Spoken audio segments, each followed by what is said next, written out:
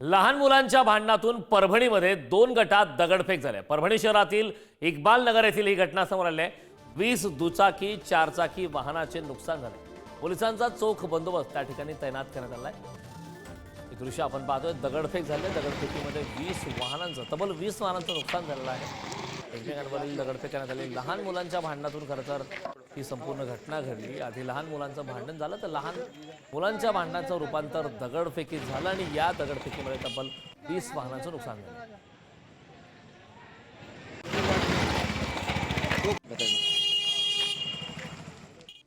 आपला जमाव पांगवणे, दोन्ही समूहांना बाजूला त्यांच्या घरात नेणे आणि ते झालेलं आहे। कुठल्याही अफवांवर विश्वास ठेवू नये। जो कोणी अफवांवर विश्वास ठेवेल आणि सोशल मीडियावर काही उलट्या सुलट्या जर कोणी न्यूज टाकेल त्याच्या विरुद्ध कठोर कारवाई केली जाईल। आणि या ठिकाणी तरुण मुलं आहेत। आम्ही तरुण मुलांना समजावून सांगितलेलं आहे दोन्ही बाजूच्या, कारण तरुण मुलांवर कारवाई करणं हे कोणालाही अपेक्षित नाही। परंतु जर कोणी सोशल मीडियावर पोस्ट टाकल्या आणि कोणी रस्त्यावर याच्यानंतर आलं तर त्याच्यावरती कठोर कारवाई होईल। या संदर्भात ताजी अपडेट देण्यासाठी आपले प्रतिनिधी परभणीहून अक्षय मुंडे आपल्यासोबत जोडत। अक्षय, खरं तर आपण पाहतो की लहान मुलांच्या भांडणातून परभणीमध्ये 2 गटात तुफान राडा झाला। दगडफेकीत या वादाचं रूपांतर झालं। पुण्यात यामध्ये तब्बल 20 वाहनांचं नुकसान झालंय। काय कारणं समोर आलीत या संदर्भातली? नक्कीच कारण परभणी शहरातील इक्बाल नगर येथील गार्डन मध्ये खेळताना लहान मुलांची भांडणे झाली। या भांडणं झाल्याच्या नंतर स्थानिक पुढाऱ्यांनी तो वाद मिटवला।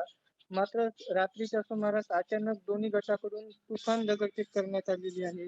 या दगडफेकीमध्ये जवळपास 20 दुचाकी आणि 4 चाकी वाहनाचे नुकसान झालेले आहे। घटनेची माहिती मिळताच परभणीचे पोलीस अधीक्षक रवींद्र सिंह परदेशी यांनी स्वतः घटनास्थळी धाव घेतली आणि रात्री उशिरापर्यंत ते घटनास्थळी होते। त्यांनी परिस्थिती आटोक्यात आणलेली आहे। आता या घटनेमध्ये तरुण मुलं असल्याने त्यांच्यावर कारवाई करणे योग्य नसल्याचे सांगण्यात आलेले आहे।